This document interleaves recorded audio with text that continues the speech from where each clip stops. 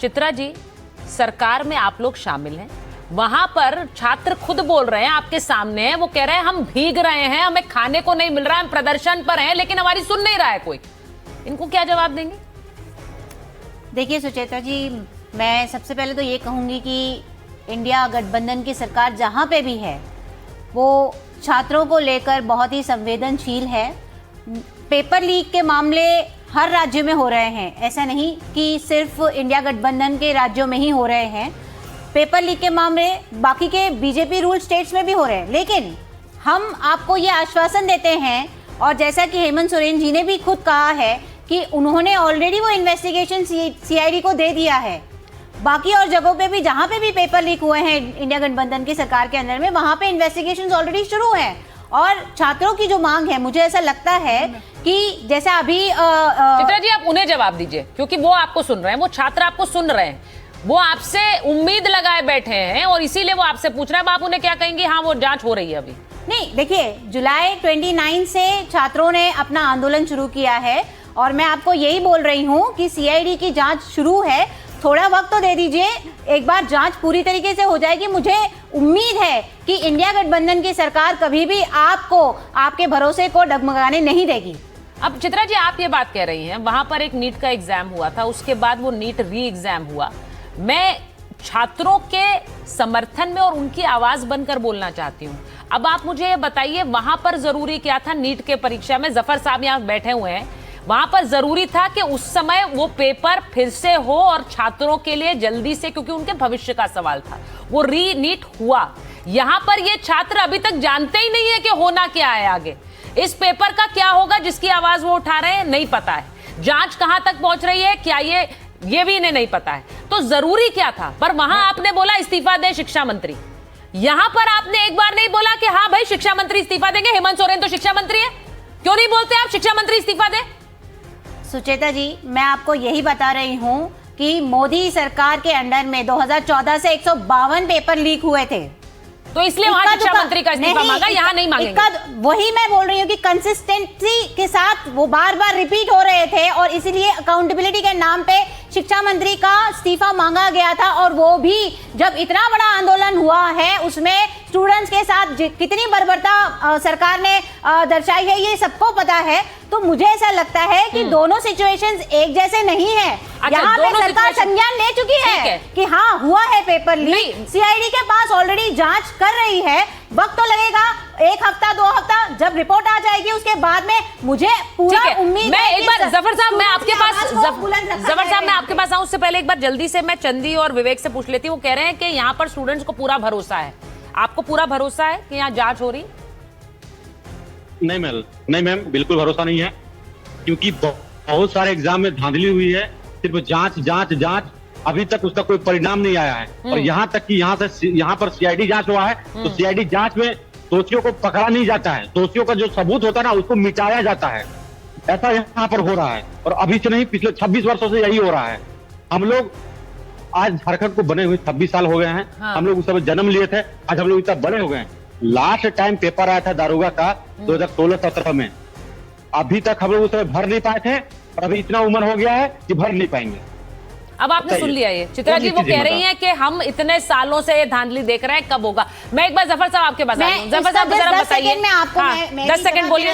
हाँ बोलिए 10 सेकंड। कि यूपी में जब रेलवे रिक्रूटमेंट बोर्ड का पेपर लीक हुआ था 2006 में, उसमें तो 2 एमएलए दोषी पाए गए थे बाकायदा, भेदीराम और विपुल दुबे। आज तक उनके साथ क्या हुआ? आज भी उनका रेजिग्नेशन। भाई इन छात्रों को आप ये बताएंगी चित्रा जी, स्टेट को अगर लेंगे, मैं किसी भी स्टेट को नहीं ले रही, मैं छात्रों की आवाज उठा रही हूँ सरकार की तरफ से कि पूरा।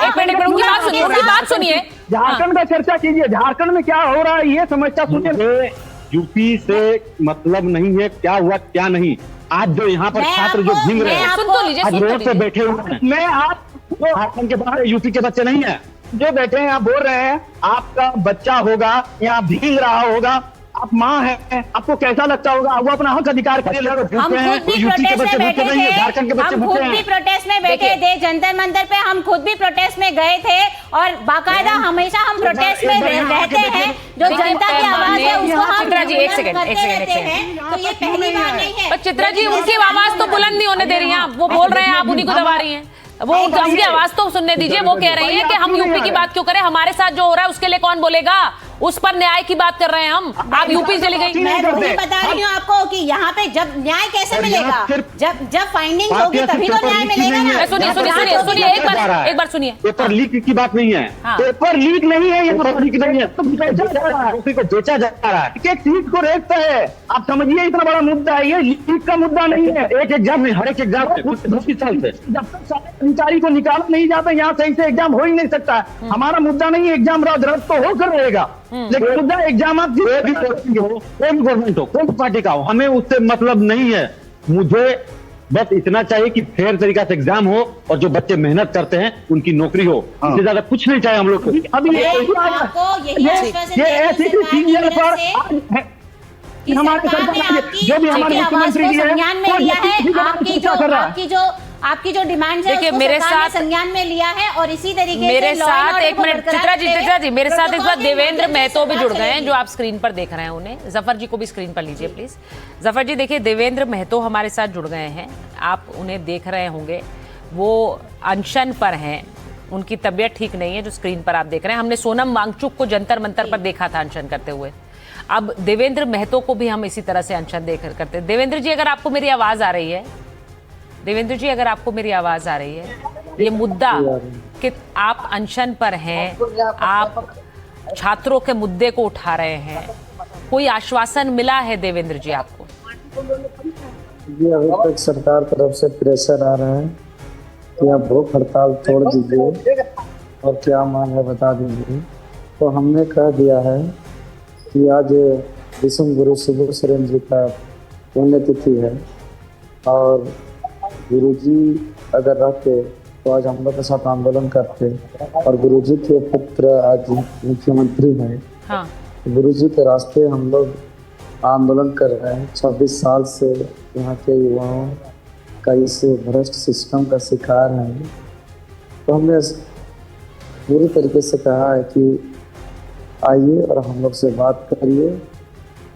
हम लोग गुरुजी के रास्ते चल रहे हैं और हम लोग ये रास्ता, ये आंदोलन। आपने कहा आप पर दबाव पड़ रहा है अनशन खत्म करने के लिए, कहाँ से दबाव पड़ रहा है?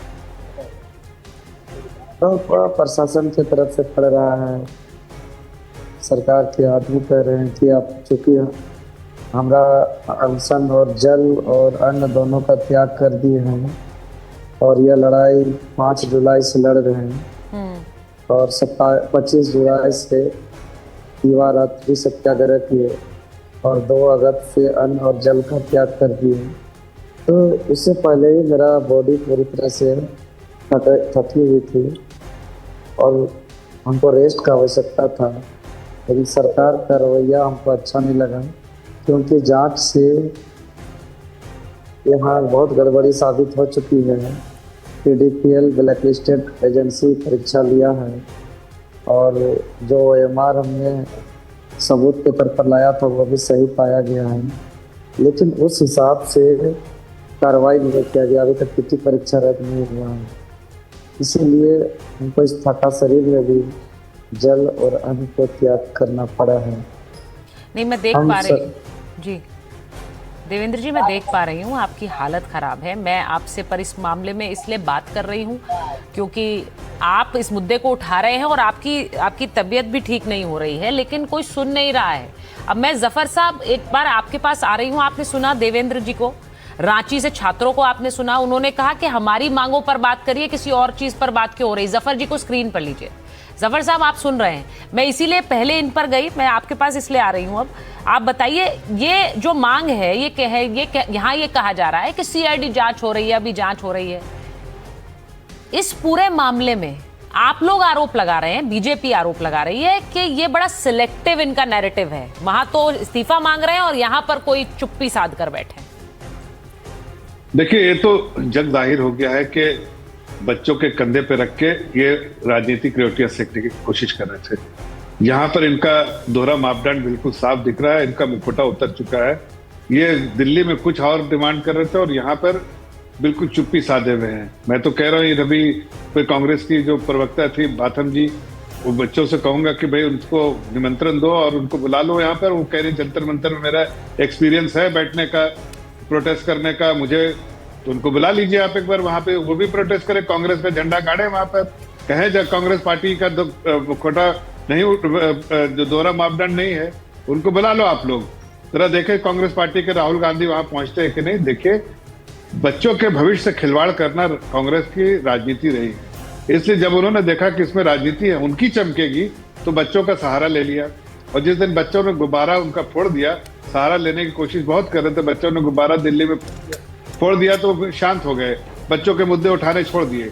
तो इससे समझ में आता है कि उनका बच्चों से कोई, बच्चों के भविष्य से, छात्रों के भविष्य से कोई सरोकार नहीं, कोई लेना देना नहीं। वो तो सिर्फ अपनी राजनीति चमका रहे थे। और कांग्रेस पार्टी यहाँ पर जबकि जितना बातें कर रही है दिल्ली में, उनको यहाँ पर अपनी सरकार के खिलाफ खड़े हो जाना चाहिए था, मांगना चाहिए था इस्तीफा कि भाई हेमंत सोरेन तुम शिक्षा मंत्री हो, तुम रिजाइन दो। लेकिन वो कहाँ कह रहे थे, वो जैसे राहुल कह रहे थे दिल्ली में कि उसके बिना काम नहीं चलेगा, वो हो ही नहीं सकता। यहाँ भी तो कहे, हिम्मत है तो कहे, अगर वाकई छात्रों के शुभचिंतक है तो कहे। पर जफर साहब वो तो कह रहे हैं सीआईडी जांच हो रही है, उन्होंने सीआईडी जांच हाँ। तो वैसे है, वो अपने आप को बचाने के लिए कर रहे हैं, उनको सीबीआई को सौंप देना चाहिए। मैं तो कहूंगा सीबीआई को सौंप दीजिए, दूध का दूध पानी का पानी हो जाएगा। आपने क्या गलत किया, अभी आप इस तरह के भाषण देने की कोई जरूरत नहीं है। ये जो टीका टिप्पणी लोगों को गुमराह करने के लिए दे रहे हैं सोरेन जी, वो देने की कोई जरूरत नहीं। शांति से सीबीआई को सौंप दे और सीबीआई जो है दूध का दूध पानी का पानी कर देगी, वो सारा खंगाल के रख देगी। मैं ये सवाल जफर साहब चंदी और विवेक से ही पूछ लेती हूँ, आप लोगों की मांग क्या है? सीआईडी की जांच वो कह रही है दे दी गई है मुख्यमंत्री द्वारा, आप उससे संतुष्ट हैं? बिल्कुल बिल्कुल